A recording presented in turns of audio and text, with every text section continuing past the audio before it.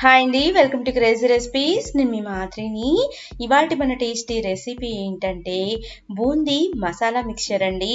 ఒక్కసారి కనుక మనం తయారు చేసి పెట్టుకుంటే మనకి నెల రోజుల పాటు నిల్వ ఉంటుంది. ఈ మిక్చర్ని మనం ఎలా తయారు చేసుకోవాలో, అలాగే దీనికోసమని మనం ఏమేమి ఇంగ్రీడియంట్స్ కావాలో విత్ టిప్స్ అండ్ ట్రిక్స్ నేను మీకు ఎక్స్ప్లెయిన్ చేస్తాను, చూడండి. ముందుగా మనం ఈ బూందీ మిక్చర్ని తయారు చేసుకుంటానికి ఇక్కడ నేను ఒక 2 కప్పుల శనగపిండిని తీసుకుంటున్నాను. శనగపిండి బాగా మెత్తగా ఉన్న తీసుకోండి, అప్పుడే మనకి ఈ మిక్చర్ అనేది చాలా పర్ఫెక్ట్గా వస్తుంది. అలాగే టేస్ట్ కూడా చాలా బాగుంటుందండి. ప్రతి బూందీ కూడా క్రిస్పీగానే వస్తుంది. ఈ పిండిలో మనం బియ్యపు పిండి కానీ లేదా ఉప్పు కానీ నూనె కానీ ఏమీ యాడ్ చేయొద్దండి. ఇలాగా ప్లెయిన్ శనగపిండితోనే మనం ఈ బూందీని తయారు చేసుకోవాలి. ముందుగా ఇక్కడ నేను కొంచెంగా నీళ్ళని యాడ్ చేసుకుంటూ బూందీ మిశ్రమం మొత్తాన్ని కూడా ఇలాగా బాగా కలిసేలాగా కలుపుతున్నాను. అంటే ఒకేసారి మీరు ఎక్కువగా నీళ్ళని యాడ్ చేయొద్దండి. ఎక్కువ నీళ్ళని యాడ్ చేస్తే ఖచ్చితంగా మీకు పిండంతా కూడా జాబ్ అయిపోయే ఛాన్సెస్ ఉంటాయి. ఇలాగా కొంచెంగా మిక్స్ చేసుకుంటూ మొత్తం అంతా కూడా బాగా కలిసేలాగా కలుపుకోవాలి. పిండి కన్సిస్టెన్సీలో ఉండలు మాత్రం ఎక్కడా లేకుండా చూసుకోండి, అప్పుడే మీకు బాగా వస్తుంది. ఇక్కడ మనకైతే పట్టిన నీళ్లు ఒక కప్పు మీద ఒక పావు కప్పు నుంచి అరకప్పు లోపే ఎక్కువ పట్టినాయండి. ఇప్పుడు ఈ బూందీ మొత్తానికి సరిపడా ఒక చిటికెడు పసుపు వేసుకోండి. అంటే మనకి బయట స్వీట్ షాప్ లో బూందీ లుక్ బాగుంటుంది కదా, ఆ కలర్ రావడానికి ఫుడ్ కలర్ యాడ్ చేసుకోకుండా ఇక్కడ నేను పసుపుని యాడ్ చేస్తున్నాను. ఇప్పుడు బూందీ మిక్చర్ కన్సిస్టెన్సీ మొత్తాన్ని కూడా నేను చూపిస్తున్నాను, చూడండి. ఇలాగా పర్ఫెక్ట్ కన్సిస్టెన్సీ ఉండాలండి. ఇప్పుడు నేను గెరిటతో తీస్తున్నాను, చూడండి. ఇలాగ బూందీ గెరిటతో తీస్తే మనకి ఈ విధంగా కన్సిస్టెన్సీ అనేది ఉండాలి. ఇక్కడ నేను బూందీ గెరిటతోటే బూందీని చేస్తున్నానండి. అలాగే మనం బూందీ వేసాక బ్యాక్ సైడ్ పిండి అంతా అంటుకుపోతుంది, అప్పుడు బూందీ అనేది మనకి దిగదు. దాన్ని తుడుచుకుంటానికి ఇక్కడ నేను టిష్యూ పేపర్ని తీసుకున్నాను. మీరు కావాలంటే ఒక నాప్కిన్ అయినా తీసుకోవచ్చు. ఇక్కడ నేను వేడిగా కాగే నూనెలోనే ఈ బూందీని మనం యాడ్ చేయాలి. ఇలాగా బూందీని వేసుకొని వెంటనే మనం గెరట సహాయంతో రివర్స్ సైడ్కి తిప్పి ఇలాగ కంటిన్యూస్గా అంటూ ఉండాలండి. ఎంతైతే బూందీ పడతాయో మనం అన్ని బూందీని వేసేసుకొని పక్కన పెట్టుకోవాలి.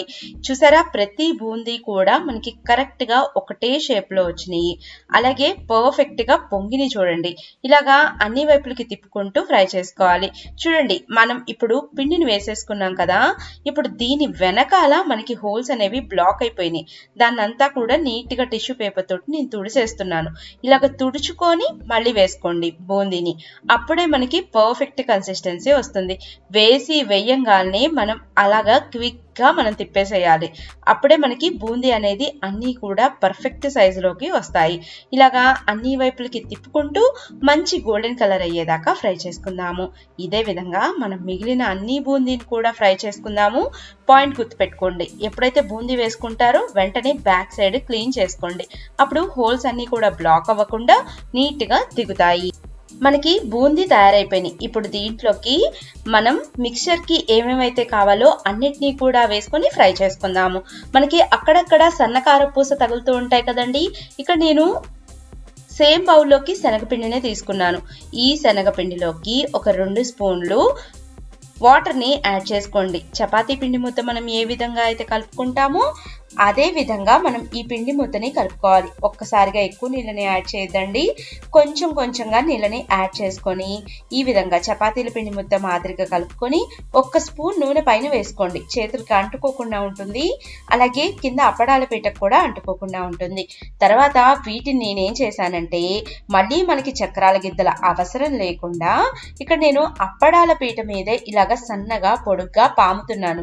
తర్వాత వీటిని ఇలాగ చిన్న ముక్కలుగా కట్ చేస్తున్నాను. మళ్ళీ వీటిని ఇంకొంచెం సన్నగా చేసుకుంటున్నాను. వీటిని కూడా డీప్ ఫ్రై చేసేస్తున్నాను వేడి నూనెలోకి వేసి. మనం అన్నీ కూడా ఇంట్లో ఉన్న వాటితోటే ఈ బూందీ మిక్చర్ అనేది తయారు చేసుకోవచ్చు. ఇలాగా పూస మొత్తం వేసాక, అంటే ఈ సన్న పూస మొత్తం వేసాక అన్ని వైపులకి తిప్పుకుంటూ మంచి గోల్డెన్ కలర్ అయ్యేదాకా ఫ్రై చేసుకుందాము. ఇలాగా అన్ని వైపులకి తిప్పుతూ వేయించుకోండి. అప్పుడు మనకి అన్నీ కూడా కరెక్ట్గా ఫ్రై అయిపోతాయి.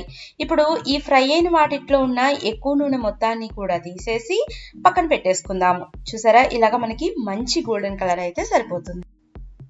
మనకి సన్నపూస కూడా రెడీ అయిపోయినాయి కదండి. ఇప్పుడు నెక్స్ట్ మనం దీంట్లోకి మనం కార్న్‌ఫ్లెక్స్ ని ఫ్రై చేసుకుందాం. ఈ కార్న్‌ఫ్లెక్స్ వేయించుకోవటం చాలా ఈజీ అండి. మనకి బయట కిరాణా షాప్స్ లో ఈ కార్న్‌ఫ్లెక్స్ అనేవి అవైలబిలిటీలో ఉంటాయి. కార్న్‌ఫ్లెక్స్ ని నూనెలోకి వేయంగానే మనకి చక్కగా ఇలాగ పాపప్ అయిపోతాయి.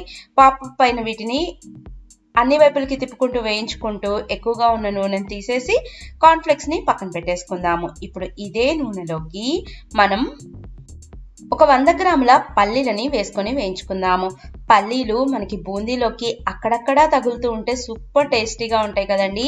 ఈ పల్లీలను కూడా అన్ని వైపులకి తిప్పుకుంటూ మంచి గోల్డెన్ కలర్ అయ్యేదాకా ఫ్రై చేసుకొని పక్కన పెట్టుకుందాం. పల్లీలతో పాటుగా ఇక్కడ నేను జీడిపప్పుల్ని కూడా వేస్తున్నాను.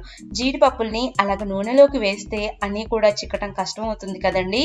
అందుకని ఇలాగ నేను జాలీలోనే వేయించుకుంటూ వీటన్నిటినీ కూడా గోల్డెన్ కలర్ అయ్యేదాకా ఫ్రై చేసుకున్నాను. వీటిని కూడా మీరు పక్కన పెట్టేసుకోండి. ఇప్పుడు ఇదే నూనెలోకి ఇక్కడ నేను 1 కప్పు అటుకుల్ని వేస్తున్నాను. అటుకులు ఫ్రై అయితే చాలా బాగుంటాయండి. అన్ని వైపులకి తిప్పుకుంటూ మంచి గోల్డెన్ కలర్ అయ్యేదాకా ఫ్రై చేసుకుందాం.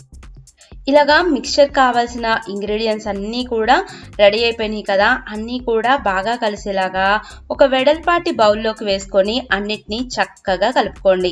ఇప్పుడు ఒకటేసారి వీటి మొత్తానికి కావాల్సిన మనం ఉప్పు కారాలని వేసుకుందాము. దీంట్లో ముందుగా మనం వేయించుకున్న జీడిపప్పులు, పల్లీలు, అలాగే సన్నపూస, కార బూందీ, కార్న్‌ఫ్లెక్స్, అటుకులు మొత్తాన్ని కూడా యాడ్ చేశాను. మొత్తాన్ని యాడ్ చేసుకొని ఇంకొకసారి ఇలాగ బాగా కలిసేలాగా కలుపుకుందాము.